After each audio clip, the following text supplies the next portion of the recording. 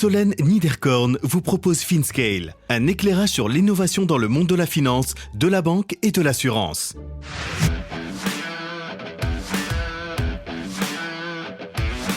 Collaborer pour soutenir le tissu économique régional. Thomas Dutheil et Tanguy Tozina, associés fondateurs de Trajan Capital. Quand tu reprends une société à son fondateur, de deux choses l'une. Soit tout le savoir-faire, il était dans la tête du dirigeant qui s'en va, et en fait il faut juste pas reprendre cette société parce que le savoir-faire est parti avec le dirigeant. Soit ça n'est pas le cas, et ça veut dire que le savoir-faire, il est dans cet étage de manager N-1, et tout l'enjeu, ça va être de s'assurer que ces managers N-1, ils vont être embarqués dans le projet, ils vont vouloir bosser avec le nouveau dirigeant et s'inscrire dans la durée. C'est la mission numéro 1 qu'il faut confier à un nouveau dirigeant. C'est pas de transformer, c'est de s'assurer de la pérennité de ses équipes. Bel exemple de collaboration entre un grand groupe financier et une jeune équipe passionnée par le private equity. Je reçois les deux fondateurs de Trajan Capital cette semaine pour venir nous parler de cette aventure avant tout humaine. Un peu des théories pour commencer, nous détaillons les concepts de management buy-in et management buy-out et parlons de la nature des financements qui s'opèrent dans le cadre d'opérations de reprise de société. Mais nous sommes là surtout pour comprendre ce qui se cache derrière ce fonds créé en partenariat avec les équipes de private equity du groupe Edmond Rothschild, notamment les éléments opérationnels, business, et surtout l'ADN commun qui regroupe les investisseurs, les investissements et bien entendu les gérants. Nous revenons cette fois encore sur la transmission des entreprises, sur le processus de manière très détaillée, les différentes parties prenantes et saisissons l'importance de l'humain au cœur de l'équation. Vous verrez les efforts entrepris par Thomas et Tanguy pour évangéliser le marché qui a un beau potentiel de développement. Bonne écoute à tous!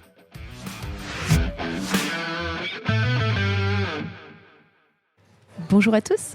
Bonjour Thomas et Tanguy. Bonjour Solène. Bonjour.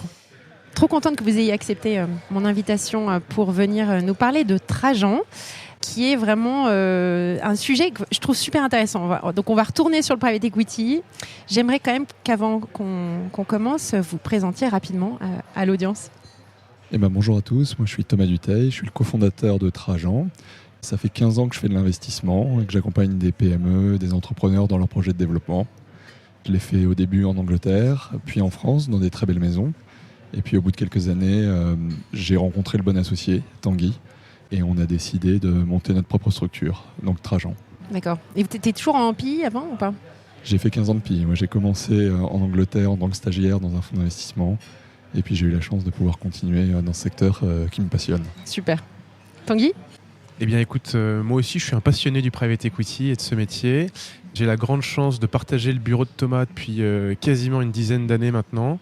J'ai eu un parcours hyper classique avant de commencer le private equity en 2011. Donc je suis passé par la banque d'affaires, la banque de financement, une école de commerce. Et au bout d'une demi-douzaine d'années d'expérience dans le private equity, avec cette idée Trajan qu'on a eue avec Thomas, on a eu l'occasion de donner du sens vraiment à notre métier et peut-être d'assouvir cette envie d'entrepreneuriat qui montait en nous, même dans les ors du private equity. Super intéressant. Alors ce qui est rigolo, c'est que j'ai quand même entendu parler de vous par deux personnes différentes en un mois. Donc je me suis dit qu'il y avait quand même quelque chose à creuser. Et je remercie d'ailleurs ces deux personnes, Johnny LHM et Thomas Collin, d'avoir fait le lien avec vous. Alors j'aimerais, dans cette discussion, qu'on revienne sur ce besoin d'accompagnement des PME françaises, mais pas uniquement françaises, en matière de transmission.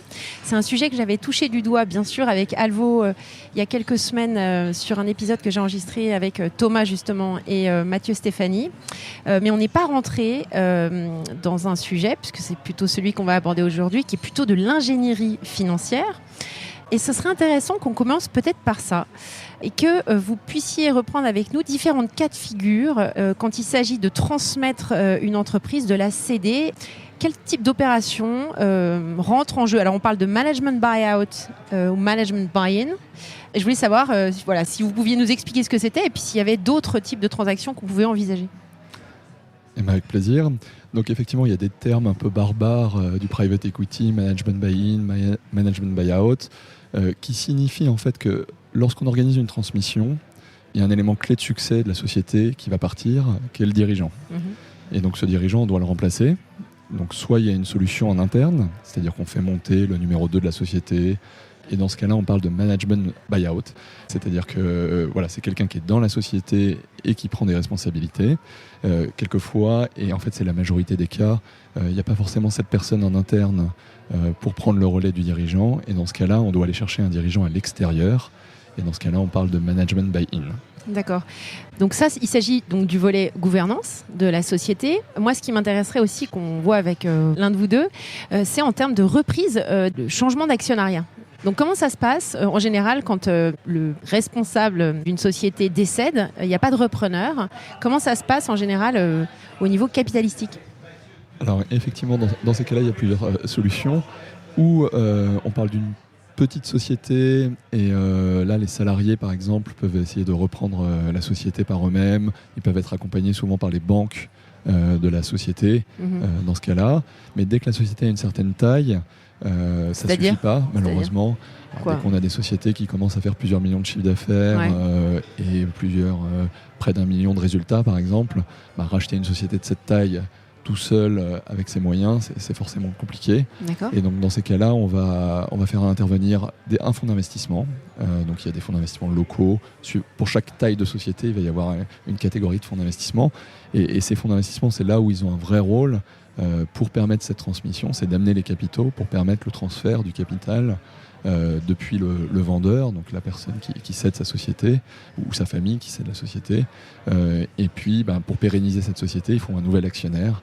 Et le fonds d'investissement joue ce rôle avec les salariés qui, eux, ou le nouveau dirigeant qui va reprendre les rênes opérationnels de la société. D'accord. Tanguy, tu vas ajouter quelque chose ?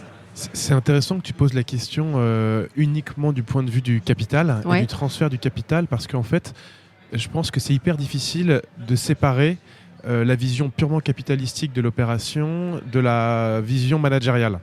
Et en fait, forcément, tu as un lien entre les deux. Tu prenais l'exemple un peu extrême peut-être d'une société dont le dirigeant décède. Là, tu as un problème catastrophique qui n'est pas tellement qui s'occupe du capital. Finalement, il a des héritiers qui vont récupérer les titres. Le vrai problème, c'est qui va piloter la boîte. Et donc, en fait, c'est très difficile de séparer les deux sujets.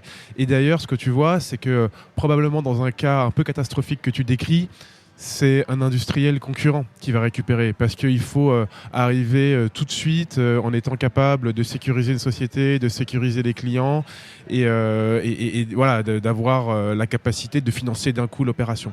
Et en fait, pourquoi il faut aller très vite ? Parce qu'en fait, il faut remplir le gap managérial. D'accord. Et donc, nous, on a plutôt travaillé sur le lien entre les deux besoins. Alors, vous parliez de fonds de private equity. Et pourquoi est-ce qu'on ne parle pas de fonds de dette ? Il y a aussi des fonds de dette privée. Alors, il y a aussi des fonds de dette, effectivement. On parle souvent d'opérations de LBO, donc leverage buyout. Le MBO que tu as évoqué, le MBI que tu as évoqué sont des dérivés de ce type de transaction. Mais dès qu'on parle de LBO, en fait, il y a cette notion de dette, effectivement de levier. C'est-à-dire que pour racheter une société qui vaut 100, tu vas pouvoir mettre un peu de dette, donc 30 par exemple, et tu vas amener le reste en capital. Et donc, effectivement, on peut avoir ou des banques qui prêtent de l'argent pour pouvoir racheter la société, ou des fonds de dette qui sont des nouveaux acteurs qui sont arrivés depuis une dizaine d'années sur le marché et qui peuvent aussi participer au financement de cette transmission. D'accord. Alors, quand on a ce genre d'opération qui arrive, qui sont les différentes parties prenantes sur l'opération de changement managérial et de restructuration capitalistique ? Alors, déjà, au départ, il y a un cédant qui souhaite pérenniser sa société et la transmettre parce que lui veut sécuriser son capital et il veut se libérer du temps, quelquefois passer à autre chose. C'est pas toujours un cédant qui veut partir à la retraite, quelquefois, et de plus en plus on voit des cédants qui ont fait des très belles aventures entrepreneuriales mais qui à 40 ans ou 50 ans décident de vouloir changer de vie ou de se libérer du temps parce qu'on sait que la vie d'entrepreneur est très prenante. Ce cédant, le jour où il veut céder sa société, il va parler aux gens à qui il fait confiance. Son expert comptable, son avocat, son banquier, ce type d'intermédiaires qui vont l'accompagner dans ce processus de cession. Donc nous, typiquement, c'est à ce type de population qu'on va s'adresser parce que c'est eux qui nous font remonter les opportunités de cession. Après, qui dit cédant dit qu'il faut le remplacer. Donc effectivement, il faut trouver un nouveau repreneur en interne ou en externe.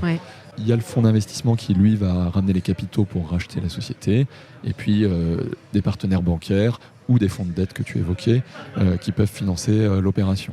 Et autour de ça, après, il y a tout un processus qui peut être assez long. En moyenne, une transmission, c'est 6 à 9 mois de travail avec des avocats sur la partie juridique, des auditeurs financiers qui vont vérifier les comptes, quelquefois des auditeurs stratégiques qui vont valider la pertinence du positionnement de la société. D'accord. Alors sur les fondamentaux classiques qu'on regarde quand on effectue ce genre d'opération, est-ce qu'on peut se focaliser sur certains d'entre eux et que tu nous expliques un petit peu comment déjà on les analyse et comment on les interprète? Alors, chaque fonds d'investissement et chaque investisseur a sa grille de lecture, mais je dirais que la première chose, c'est valider le savoir-faire de la société. Voilà, nous, on cherche à investir dans des sociétés qui ont des beaux savoir-faire, parce que c'est le départ de tout. Et à partir de là... Et comment tu quantifies le savoir-faire ? Ça va être un positionnement stratégique sur son marché, c'est-à-dire qu'on va essayer de valider que cette société fait mieux que ses concurrents ce qu'elle fait. Donc si on parle d'une boulangerie, on va valider que la qualité du pain est meilleure, reconnue par les clients. Donc pour ça, effectivement, tu vas interroger les clients, tu vas aller regarder ce que font les concurrents, tu vas comparer. Donc c'est là où on parle d'études stratégiques en fait, et de positionnement concurrentiel. Deuxième chose sur laquelle on travaille, nous, c'est le marché, la dynamique de marché. On cherche à investir dans des sociétés qui sont positionnées sur des marchés en croissance. Puisque pour se développer, c'est bien plus simple quand on est porté, on parle de vent dans le dos, quand on est porté par son marché, plutôt que quand on doit lutter contre un marché qui est déclinant. Donc ça, c'est la deuxième chose qui est très importante pour nous. La troisième chose, c'est le management. Les hommes. Alors quand je dis hommes ou femmes, mais on sait que ce qui fait la force de ces PME, c'est l'équipe. Et donc, nous, on va passer beaucoup de temps et on s'attacher à comprendre la qualité de cette équipe, parce que c'est bien d'avoir un beau savoir-faire, c'est bien d'avoir un marché porteur, mais si on n'a pas la bonne équipe pour mener ce projet, ça ne marchera pas. Dans ce cas-là, tu détermines des scorings. Comment tu choisis ça? C'est du feeling? Tu fais des analyses de personnalité? Non, mais je suis assez basique, mais je l'ai vu dans des fonds de VC. C'est pour ça que je te pose la question. Ouais. Alors, chez Trajan, on a un positionnement qui est vraiment très axé sur l'humain. On construit nos opérations à partir de l'équipe. Et donc, effectivement, nous, on a mis en place tout un processus de sélection des équipes qu'on accompagne. Donc, ça va être un peu d'objectif, aussi beaucoup de subjectif, et c'est là où l'erreur est possible. Mais nous, on va commencer par faire beaucoup d'entretiens, à la fois Tanguy, moi, puis on a demandé à des tiers de venir nous accompagner dans ce processus. Donc les équipes de management, on les fait rencontrer par des entrepreneurs qui sont aussi investisseurs chez nous, qui vont nous donner leur avis.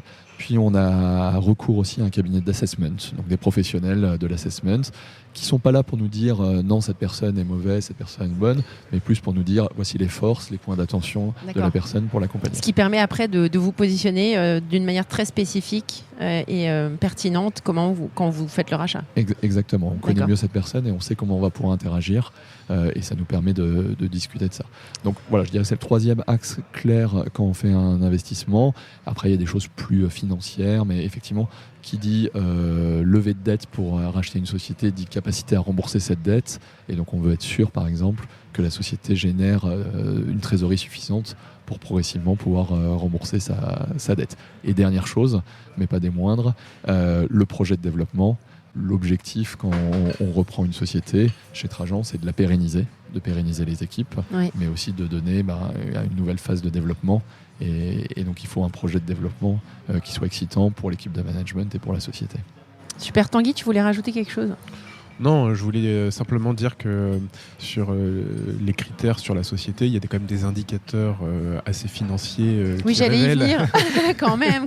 qui révèlent simplement si la société a des savoir-faire et c'est leur capacité à générer des marges. Voilà. Oui. Et des sociétés qui sortent des marges toutes petites, ça questionne leur capacité à se différencier vis-à-vis de leurs concurrents.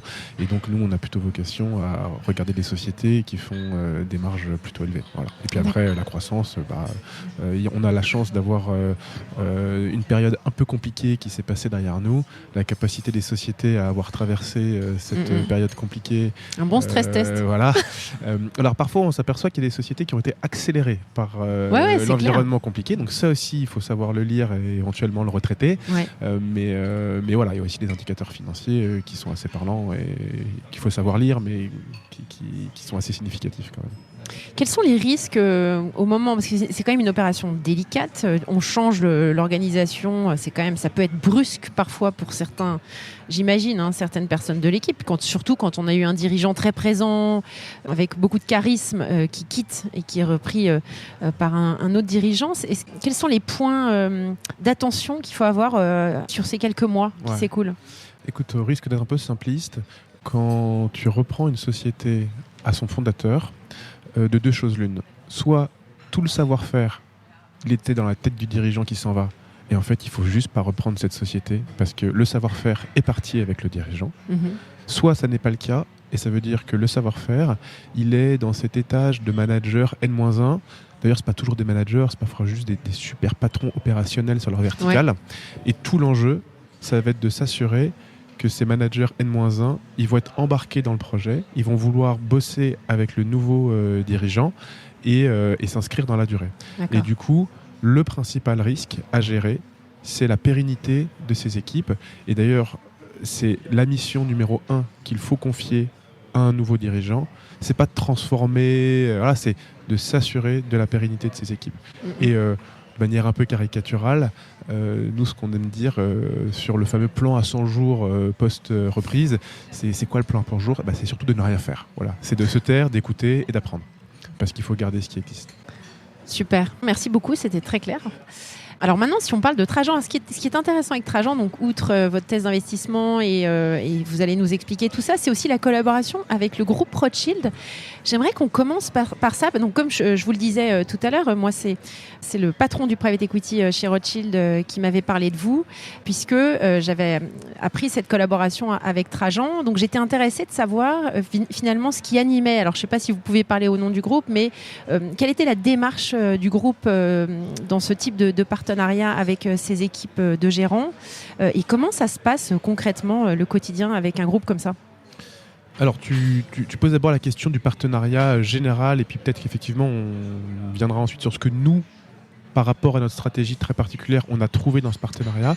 Et pour commencer sur le partenariat au global, je pense que la démarche du groupe, elle a été construite autour d'une conviction qui est que ce métier de l'investissement, en fait, il est très bien fait quand il est fait par des gens qui sont aussi un peu des entrepreneurs eux-mêmes, qui sont en maîtrise complètement et de leur choix d'investisseurs, donc qui bénéficient d'une forme d'autonomie. Ce qui est un peu paradoxal quand tu veux construire quelque chose avec un grand groupe. On en parlait juste avant de commencer cet échange.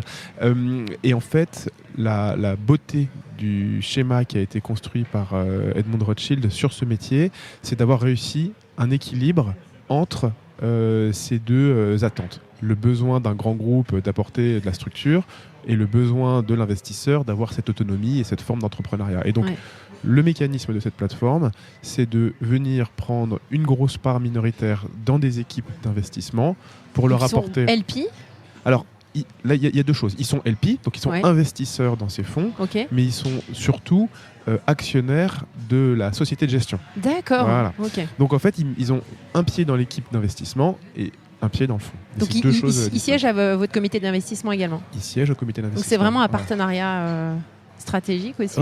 C'est un partenariat complètement destiné à trouver l'équilibre entre suffisamment d'intégration pour pouvoir mettre en commun des fonctions support.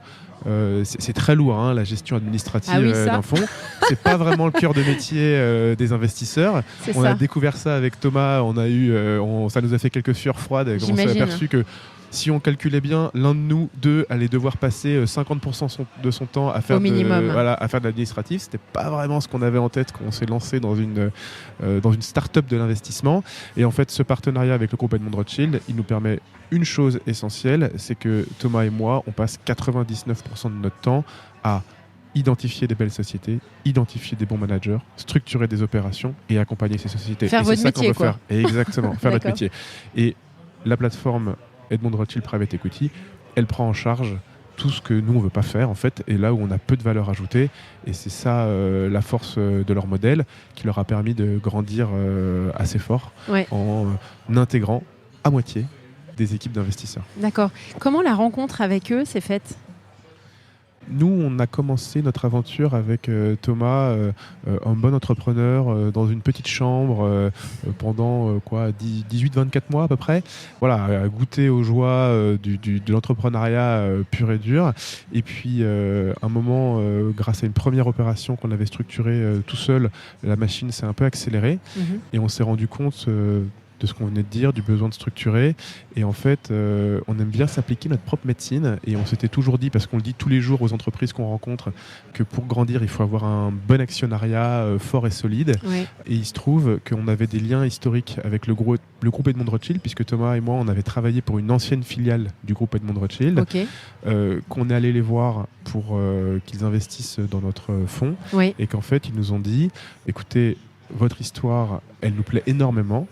Non seulement on va investir dans votre fonds, mais on voudrait vous intégrer de manière plus forte au sein du groupe, et donc vous proposer d'intégrer cette plateforme Edmond Rothschild Private Equity.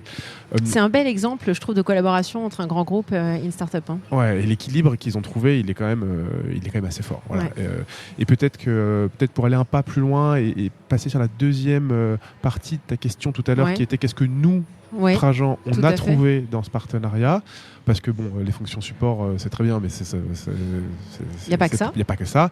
Peut-être l'élément clé au-delà du côté administratif, c'est que notre stratégie, elle est destinée à apporter une solution à un monde qui est celui de l'entrepreneur qui a créé sa boîte, qui l'a dirigée pendant 10 ou 20 ans, et donc qui s'est créé un patrimoine à travers l'entreprise Ouais. qu'il a dirigée.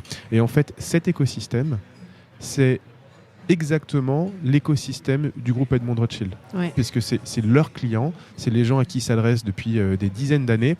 Et en fait, cet écosystème partagé, il crée énormément de manières de collaborer au quotidien sur notre métier, mais aussi sur les leurs. Oui. Et c'est là qu'on a, je dirais, validé complètement l'idée de collaborer avec ce groupe. Alors, vous avez créé ce fonds-là. C'est quel type de fonds vous avez créé? C'est un FCPR? C'est C'est un FCPI. FCPI, pardon. Quel genre de multiple vous attendez sur ce fonds? Alors, si on regarde les rendements du private equity, c'est ce qui fait le succès du private equity historiquement, c'est qu'on a des rendements pour les investisseurs historiquement entre 10 et 15%. Nous, on a une stratégie qui se veut différenciante et donc tournée vers la création de valeur, et donc on va viser plutôt le haut de cette fourchette. D'accord. Vous avez actuellement déjà repris quelques sociétés. Enfin, vous avez investi dans quelques sociétés. Est-ce qu'on pourrait reprendre un ou deux use cases pour que vous nous expliquiez comment vous avez été amené à rencontrer ces boîtes, comment vous êtes assuré de la solidité des équipes et puis du marché, et comment s'est fait en fait cette reprise, comment vous avez trouvé les dirigeants, etc. Alors peut-être je vais faire un pas en arrière juste pour rappeler ce que finalement on fait chez Trajan. Donc Trajan, c'est un fonds spécialisé donc dans la reprise de PME. On essaie d'adresser le problème de la transmission des PME en France, qui est un problème assez majeur pour l'économie, puisque aujourd'hui vous avez plus de 20% des dirigeants en France qui ont plus de 60 ans et qui vont vouloir transmettre leur société. Et en fait, pérenniser ces sociétés, c'est pérenniser le maillage économique français, et c'est un vrai défi. C'est un vrai challenge et c'est une nécessité si on veut continuer à développer l'économie, parce que souvent ces sociétés, elles sont rarement dans le centre de Paris, dans le centre de Bordeaux ou dans le centre de Lyon. Elles font aussi la force du maillage économique en région. Donc c'est ça notre mission qu'on s'est fixée. Et pour la réaliser, en fait, si tu veux réussir bien une transmission, on l'a évoqué tout à l'heure, il faut trouver là où le bon dirigeant pour reprendre la société. Et en fait, il faut des fonds aussi, et on a levé un premier fonds qui fait 110 millions d'euros. Mais finalement, l'élément clé de succès, comme c'est l'entrepreneur, on a décidé, nous, d'inverser un peu le schéma traditionnel des fonds d'investissement qui cherchent des sociétés, puis après ils vont se soucier de l'entrepreneur. On s'est dit, on va commencer par trouver une ou un dirigeant de talent on va les sélectionner, on va prendre le temps de se connaître, on va travailler ensemble, et puis après on va aller chercher un bon projet de reprise. Donc voilà, c'est remettre l'humain au centre de notre stratégie d'investissement. Donc maintenant, pour répondre plus directement à ta question, on a effectivement racheté déjà 6 sociétés depuis qu'on a lancé Trajan, dans des secteurs très variés, dans des régions très variées. C'est aussi ce qui fait notre bonheur. On peut parler par exemple d'une société qui s'appelle AB Process Ingénierie, qui est basée à Landivisiau, près de Brest, donc, en Bretagne, qui est une société qui fait de la robotisation des chaînes de production. Donc, premièrement, pourquoi et comment on a rencontré cette société ? C'est des fondateurs qui avaient été approchés par des industriels pour racheter leur société. Ils étaient très attachés à leur société, à leurs salariés, et ils avaient peur qu'en cédant cette société à un industriel, ça soit un peu la fin de leur histoire entrepreneuriale. Il y a des synergies, donc les équipes qui partent. Et ils ont demandé conseil à leur banquier, donc, qui était le Crédit Agricole. Et le Crédit Agricole leur a dit écoutez, donc, ou vous cédez à ces industriels, ou sinon il y a peut-être une alternative pour pérenniser votre société et son indépendance. On va vous présenter Trajan. Et donc, Et vous les connaissiez comment, eux ? Le Crédit Agricole. Ouais. Alors ça, c'est un peu notre mission avec Tanguy depuis qu'on a créé Trajan, c'est d'essayer d'évangéliser le marché et de faire connaître notre démarche en disant plutôt que de vendre à votre concurrent contre qui vous luttez depuis 10 ans, 20 ans, ce qui n'est pas toujours très satisfaisant, il y a peut-être une alternative, et c'est là où les fonds d'investissement ont un vrai rôle à jouer. Cette alternative, c'est trouver un fonds qui va vous amener du capital humain, si je prends des termes un peu barbares, mais ça veut dire une dirigeante ou un dirigeant qui va vous amener des moyens financiers pour permettre la transaction, et puis des moyens aussi financiers pour permettre le développement de la société. Et donc, AB Process Ingénierie, on nous a présenté les dirigeants, donc le Crédit Agricole, on les remercie au passage, nous ont présenté les fondateurs, et nous, on est allé rencontrer ces dirigeants, non pas Tanguy et moi, tous les deux en tant que financiers, mais on y est allé aussi avec un entrepreneur qu'on avait sélectionné, donc Brian Boulanger, qu'on connaissait déjà depuis 1 an, qui avait vraiment ce projet, parce que reprendre une PME, c'est pas une carrière, une étape dans ta carrière professionnelle, c'est un projet de vie, ça implique ta famille, ça implique, et donc on cherche que des gens qui ont vraiment ce projet de vie et qui veulent le mener. Et donc on est allé les rencontrer avec Brian Boulanger, qui s'est présenté, qui leur a présenté sa vision pour la société, qui leur a donné des perspectives dans le long terme pour leurs équipes, pour eux aussi. Qui avait déjà travaillé dans ce secteur ou pas du tout ? Alors, Brian, il avait déjà travaillé dans le domaine de l'ingénierie, mais plutôt dans les énergies renouvelables. Pas dans la robotique. Mais pas dans la robotique. D'accord. Mais c'est un métier proche, mais dans un secteur différent. Mais il y a vraiment eu un bon match humain. Et nous, ce qui est important, c'est de sentir qu'on arrive à créer une relation, parce qu'un dirigeant qui cède sa société, bien entendu, il veut sécuriser son patrimoine. Donc c'est important la valorisation qu'on va mettre sur sa société. Mais au-delà de ça, c'est son dernier enfant souvent. Il a passé tout son temps dans cette société avec ses équipes. Il y est très attaché. Et donc au-delà du chèque, il y a aussi le projet qu'on va porter. Et typiquement dans l'exemple d'AB Process, il y avait 4 industriels qui avaient proposé de racheter cette société. Et en fait, ils ont sélectionné notre projet, parce qu'ils ont sélectionné aussi le projet de Brian Boulanger pour leur société. Et c'est une très belle histoire, puisqu'en fait, on a racheté cette société. Depuis, elle a doublé de taille. Super. En quelques années, on a doublé les effectifs, on a recruté, on a racheté une autre petite société pour créer un petit groupe. Et aujourd'hui, les fondateurs qui sont restés actionnaires, ils sont ravis de ce projet. Et alors, le repreneur, dans ce cas-là, le dirigeant que vous mettez en relation, lui abonde également au capital. Vous demandez également un apport ou pas ? Exactement, ça c'est très important pour nous.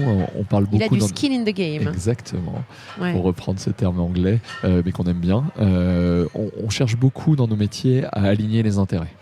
Parce qu'en fait, quand vous investissez dans une société, vous pouvez faire tous les business plans du monde, mais vous savez que ça ne va pas se passer comme ça. Il va y avoir des bonnes surprises, des mauvaises surprises. Ce qui est important, c'est que tous les acteurs autour de la table soient alignés dans ce projet et les mêmes intérêts. Donc comment on fait ça ? On demande toujours aux cédants de garder quelques billes dans la société, parce qu'il nous dit que sa société est la plus belle du monde, autant qu'il reste un peu actionnaire. Donc ça, c'est la première chose, et comme ça on s'assure aussi, au-delà des mots, qu'il va bien nous accompagner pour réussir la transmission de manière sereine. La deuxième chose qu'on demande, c'est effectivement au repreneur d'investir significativement une partie de son patrimoine dans la société. Donc l'objectif, c'est pas de l'empêcher de dormir, mais c'est que ils soient investis, parce que si ça se passe bien, en plus, il en bénéficiera. Mais ça, on s'assure que par rapport à nos investisseurs qui nous ont fait confiance, on aligne aussi les intérêts de nos investisseurs avec celui du repreneur. Tout à fait. Dernière chose qu'on fait, et qui est toujours très importante pour nous, il y a toujours dans ces sociétés des cadres clés, et on propose à ces cadres clés, au moment de cette opération, de rentrer au capital, ce qu'ils ont rarement pu faire. Exact. Parce que dans ces sociétés familiales, souvent le capital est détenu par la famille. C'est rare qu'il soit ouvert à d'autres cadres clés. Et nous, on trouve que c'est un formidable levier pour embarquer les équipes dans cette nouvelle phase de développement de la société, de leur proposer d'investir. Et à ce titre, ils bénéficient aussi de ce qu'on appelle les management packages, de rétrocession de la part des investisseurs financiers vers les cadres pour le travail réalisé. Tout à fait. Et la valeur créée. Quand on t'entend parler, Thomas, on sent que ça ne s'arrête pas juste à l'opération financière, mais une fois que la transmission est effectuée, on sent que vous abandonnez pas, entre guillemets, les entrepreneurs. Quel type d'accompagnement vous faites ? Est-ce qu'il y a un moment où ça s'arrête, où finalement vous êtes actionnaire passif ? Ou est-ce que vous continuez à accompagner, et de quelle manière vous accompagnez ces nouveaux entrepreneurs, ces repreneurs, pardon. Alors, on a toujours voulu, en créant Trajan, avoir les moyens d'être des actionnaires actifs. C'est pour ça qu'on s'est obligé à limiter le nombre de sociétés dans lesquelles on investit, pour que à la fois Thomas et moi et l'équipe, on ait suffisamment de bandes passantes à allouer à chacune des sociétés dans lesquelles on investit. Alors bien sûr, les sociétés dans lesquelles on vient d'investir ont besoin d'un peu plus d'accompagnement que celles dans lesquelles on est déjà investi depuis plusieurs années, mais on reste toujours actif. Notre accompagnement, il se décline de 3 manières. D'abord, et je pense que c'est le plus important, c'est une forme d'accompagnement informel qui se passe beaucoup par des boucles WhatsApp, des coups de téléphone tard le soir. Nos familles sont ravies de nous voir le soir reprendre le téléphone à 22h. Mais bon, c'est à ce moment-là que les dirigeants d'entreprise sont disponibles. Et en fait, c'est d'abord pour objectif de lutter contre un phénomène bien connu qui est celui de la solitude du dirigeant. Ouais. Surtout dans ces PME, où en fait, pour réfléchir à des problématiques stratégiques, RH, il n'a pas beaucoup d'interlocuteurs, le dirigeant. Et en fait, nous, on est là, je ne vais pas dire de manière quotidienne, même si parfois c'est de manière quotidienne, pour répondre aux petits messages, passer un petit coup de téléphone rapide entre 2 réunions, histoire qu'il y ait un dialogue permanent avec ce dirigeant et qu'il puisse animer sa réflexion. Réfléchir tout seul, c'est super difficile. Et donc, on est là pour animer sa réflexion. Ce qui fait, nous aussi, qu'on est toujours au courant de manière très fine de ce qui se passe dans les sociétés. Voilà. Ça, c'est le plus important.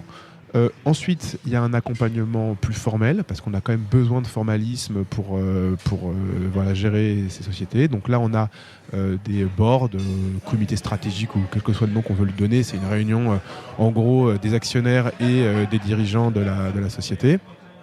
Et ça, on le fait tous les trimestres ou tous les quadrimestres, donc 3 ou 4 fois par an. Et c'est à la fois une chambre d'enregistrement de toutes les décisions qui ont été prises de manière informelle sur WhatsApp pendant les 3 mois. On entérine officiellement. Voilà. Et puis aussi une manière de fixer de manière formelle le plan pour les prochains mois. Ça a son importance, je pense que c'est moins important que la partie informelle. Maintenant, il y a une 3e manière pour nous d'accompagner les sociétés, c'est sur des projets ponctuels sur lesquels on est légitime, donc tout ce qui tourne autour de la finance. La transactionnelle, le build-up par exemple. Exactement, le build-up. Mais peut-être d'autres sujets aussi, par exemple la mise en place d'outils de pilotage. Sur lesquels on peut s'emparer du sujet pour le dirigeant, au service du dirigeant en fait, et aller produire pour lui.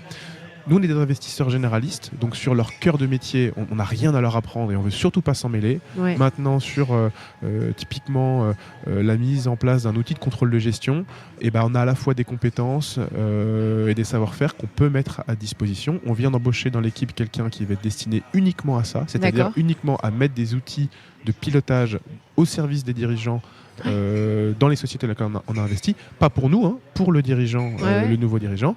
Et ça, c'est, je dirais, le 3e schéma sur lequel on peut accompagner nos sociétés.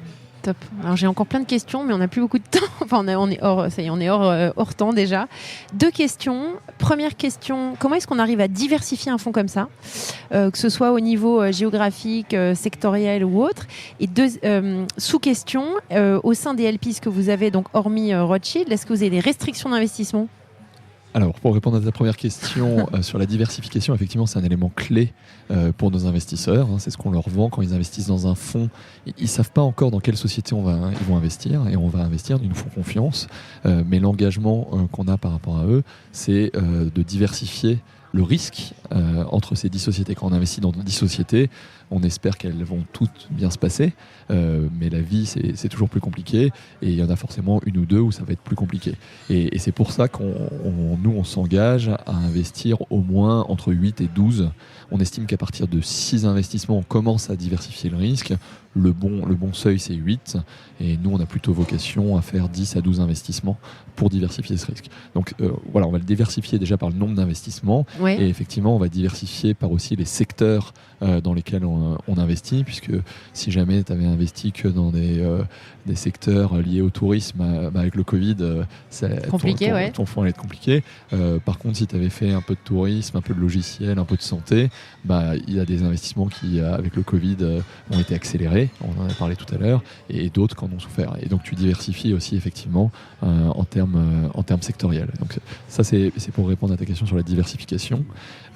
Après, par rapport à nos investisseurs, on leur vend une stratégie d'investissement. Donc nous, c'est de leur dire, vous allez participer à pérenniser des PME en France et à assurer des transmissions. Donc on se tient à cette stratégie d'investissement, on se tient à ce qu'on leur a vendu. T'as pas le choix parce que c'est dans... Voilà, c'est dans ton règlement, c'est dans ton contrat, donc tu dois t'y tenir. Exact. Mais on va aussi avoir effectivement des restrictions, et aujourd'hui c'est de plus en plus présent, tous ces critères ESG. Donc environnement, social, gouvernance. On va s'engager à ne pas investir dans certains secteurs qui ne sont pas en ligne avec nos valeurs et avec ce qu'on veut faire et avec ce que nos investisseurs souhaitent faire. Donc effectivement, on a une longue liste de restrictions de secteurs dans lesquels on va pas investir. C'est ça les restrictions, c'est la stratégie d'investissement et certains secteurs dans lesquels on ne va pas. Parfait. Alors, étant donné qu'à la fin, c'est quand même l'objectif, c'est de pérenniser le tissu industriel, mais aussi d'apporter un certain rendement à vos investisseurs.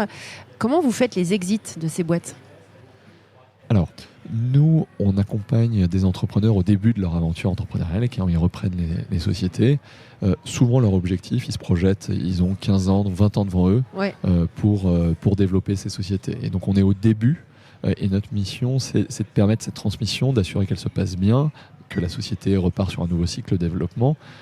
Une fois qu'on a assuré ça, et ça va prendre entre 4 et 7 ans, c'est à peu près ça le délai d'accompagnement, il y a souvent un nouvel investisseur qui va peut-être être plus pertinent que nous, parce qu'il faut amener des moyens supplémentaires, il faut augmenter son scope géographique, on va les accompagner sur la France. S'ils veulent aller aux États-Unis, il y a quelquefois des investisseurs qui ont des bureaux là-bas et qui peuvent les accompagner mieux. Et donc nous, on va passer le relais, et notre exit privilégié, c'est de permettre aux entrepreneurs qu'on accompagne de remonter au capital, parce que souvent, c'est des gens qui vont investir 300 000, 500 000, 1 million dans les sociétés, mais avec ces montants d'investissement qui sont déjà significatifs, en fait, ils sont minoritaires dans les sociétés et ils ne peuvent pas prendre le contrôle des sociétés, puisqu'en moyenne, dans les sociétés qu'on accompagne, elles font une vingtaine de millions de chiffre d'affaires. C'est déjà des sociétés qui ont une certaine taille. Et donc, nous, on va leur permettre de remonter progressivement au capital, voire un jour de reprendre le contrôle de ces sociétés. Donc on va plutôt privilégier des sorties vers des fonds d'investissement qui vont prendre le relais et permettre à nos entrepreneurs de continuer leur parcours. D'accord. Top. Écoute, c'est super intéressant. Voilà, je te disais, j'ai encore plein de questions, mais on va s'arrêter là. Je termine toujours sur 2 questions. Sur savoir un petit peu où vous voulez aller dans les prochaines années, où le vent vous porte. Et puis après, je vous demanderai de nous recommander un livre, enfin de nous proposer une recommandation. Voilà. Où on veut aller. Là, aujourd'hui, on a déployé la moitié de notre premier fonds à travers 6 investissements. Donc, notre premier objectif, c'est d'aller au bout de ce premier fonds et d'investir dans une dizaine de sociétés. On commence à réfléchir doucement à la suite. On pense qu'on a de la place encore pour augmenter la taille de nos investissements en France. On pense aussi que dans des géographies limitrophes, on peut apporter la même solution à la transmission des sociétés. Et donc, on se verrait bien à moyen terme avec Thomas lever un deuxième fonds, pas mal plus gros et qui pourrait chercher à couvrir non seulement la France, mais aussi un pays ou une zone géographique limitrophe. Voilà. Super. Bon, allez, une petite recommandation et on se quitte. Une recommandation de livre, c'est toujours une question piège. Moi, il y a un livre qui m'a pas mal marqué parce qu'il m'a fait évoluer dans ma manière de prendre des décisions. C'est un livre d'Olivier Sibony qui s'appelle « Vous allez commettre une terrible erreur ». Je ne sais pas si tu l'as lu. Top, c'est vraiment livre. génial. Ouais, je l'ai lu. Parce qu'il est plein d'exemples. Et en fait, nous, ça nous a poussé chez Trajan à réfléchir à comment on prenait aussi nos décisions d'investissement. Ouais. Typiquement, c'est bien, vous avez dû faire des réajustements, j'imagine. Exactement, on a lutté contre tous nos biais cognitifs. Et je te donne un exemple concret, mais on a mis en place, suite à la lecture de ce livre, un comité qu'on appelle un comité stratégique. C'est un peu pompeux, mais en fait, c'est des gens extérieurs complètement à Trajan, à qui on présente nos décisions d'investissement. Et ça nous permet d'avoir un œil extérieur sur les opérations qu'on veut réaliser. Intéressant, ouais. Et parce que nous, quand on est dans l'opération, on est enthousiaste sur les entrepreneurs, sur les sociétés. Forcément. On est vraiment, on est très fan de nos dirigeants et des sociétés dans lesquelles on investit. Et donc, c'est toujours bien d'avoir quelqu'un qui n'est pas dans le feu de l'action, qui a un peu de recul et qui vient quelquefois te taper sur l'épaule de manière amicalement en te disant est-ce que tu es sûr de toi sur ce coup-là ou pas. Et ça nous permet de nous remettre en question. Donc je recommande vraiment cette lecture. Moi aussi. Tanguy ? Bon, alors, je t'ai dit qu'on partageait le même bureau avec Thomas depuis 8 ans. Hein, donc, encore maintenant encore aujourd'hui. Donc forcément, les lectures, on les partage. Donc le livre d'Olivier Sibony, franchement, c'est un must-read pour tous les investisseurs. Bon, après, tu vois moi, je trouve une fois que tu as lu ce livre, tu vois des biais partout. Ouais. Donc, moi, je sais que c'est un petit peu, c'est le pire du pire. C'est-à-dire que j'avais lu Nassim Taleb avant, j'avais lu Kahn, mais celui-ci, c'était horrible parce que depuis, je vois des biais partout. Ouais, c'est le danger. Mais quand même, il y a beaucoup de choses à apprendre. Peut-être pour apporter une idée différente, peut-être un peu plus générale pour les entrepreneurs. Moi, il y a un livre qui m'a beaucoup marqué parce qu'il donne confiance, en fait. C'est un bouquin qui s'appelle « La part d'ange en nous » d'un chercheur qui s'appelle Steven Pinker. Et en fait, c'est un bouquin qui démonte complètement l'idée assez pessimiste mais assez généralisée que c'était mieux avant. Et en fait, par une analyse historique assez intéressante, il démontre qu'en fait, on n'a jamais été aussi en sécurité, aussi confortable qu'aujourd'hui. Ouais. Et en fait, dans un univers où on est toujours plus pessimiste, je trouve que se rappeler qu'on a été capable de progresser sur ce qu'il y a de plus fondamental, notre sécurité, la santé, notre confort en fait au quotidien, c'est quand même bien de se le rappeler et il le fait super bien. Super. Voilà. Merci à tous les deux. C'était super intéressant. Merci Solène pour l'invitation. À bientôt. À bientôt. Merci à tous pour votre écoute. Je suis ravie d'avoir partagé ce moment avec vous. N'hésitez pas à me contacter sur Twitter ou LinkedIn pour me faire part de vos commentaires ou de vos réactions. Et je compte sur vous pour noter cet épisode sur vos plateformes de podcast préférées. À la semaine prochaine.